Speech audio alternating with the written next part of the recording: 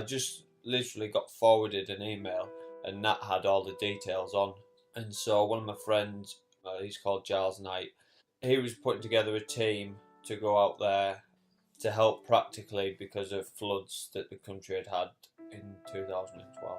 And so I made a phone call myself on the Friday to say, yes, I'm going to go for it.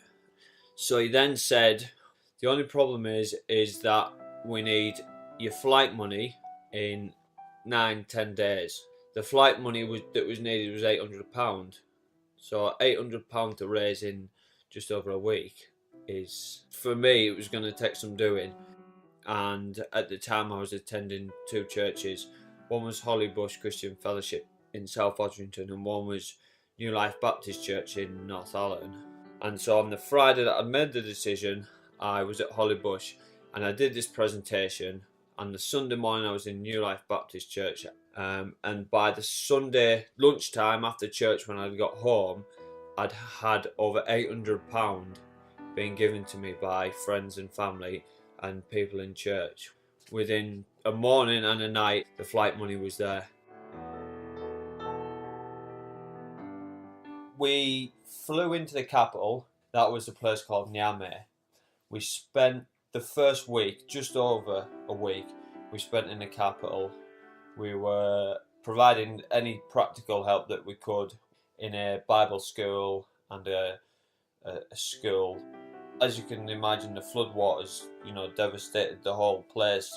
The buildings just had to be totally revamped. So we did such as painting and decorating, plumbing work, you name it, it was done.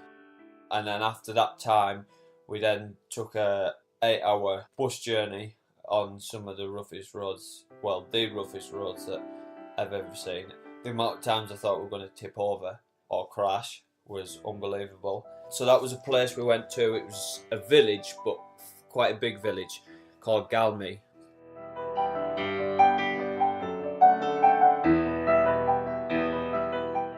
On the first day, the guy that was heading up all the work for us, he came in, and the first thing he asked for was a plumber. And he says, who wants to volunteer for some plumbing work? And as I've been a mechanic, I thought, yeah, I might give it a go. And so I cautiously put my hand in the air, and I hadn't even got it half up, and he's like, yeah, you'll do. And that was it. There was only me that put my hand up. So plumbing work, we did a lot of painting and decorating in the rooms. And then, just any practical help we could, even just tidying up and cleaning around the areas, sweeping and washing the rooms out where people stayed in the dormitories. Anything like that, really.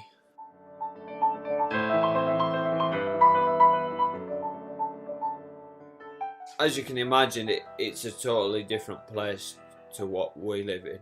And, just to see how happy and how rejoicing that these people are, when really compared to us, they have nothing.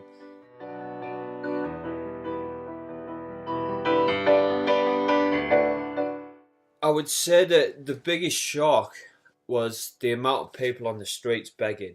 You see it on the TV, on the adverts asking you to give, but when you're actually there and you see it for your own eyes, and even children of, just being able to walk, 3, 4, 5-year-olds, all the way up to, older people at 50, 60, but the amount of little children that are just on the streets begging, it was just unbelievable. And at one time, we took the minibus and we went tourist shopping. And as we headed back to the minibus, there was probably 7 or 8 of us.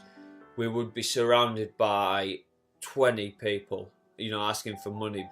And we physically, when we got to the minibus, because of the amount of people that were there around us, we couldn't physically get onto the minibus to get away, because we were just, right there with you. And it was just, how do you help all of them? It was so difficult.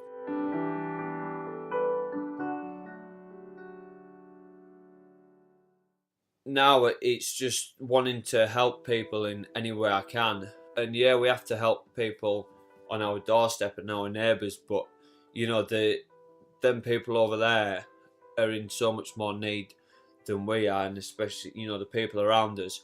And obviously, for the flooding to take place is put them in even bigger need. It isn't really just me saying, yeah, I'm going to go. If it wasn't for the people around me, my friends, my family, the people in the church, especially those that gave money for me to go, and I mean some of them gave a substantial amount, and if it wasn't for the generosity and kindness of those people, then it wouldn't have made it possible. Yeah, definitely I'll go again. I think next time I'll go for longer if I can. Whether it be Niger again or somewhere else in Africa, I don't know. Anywhere for me, just to go and serve and help people.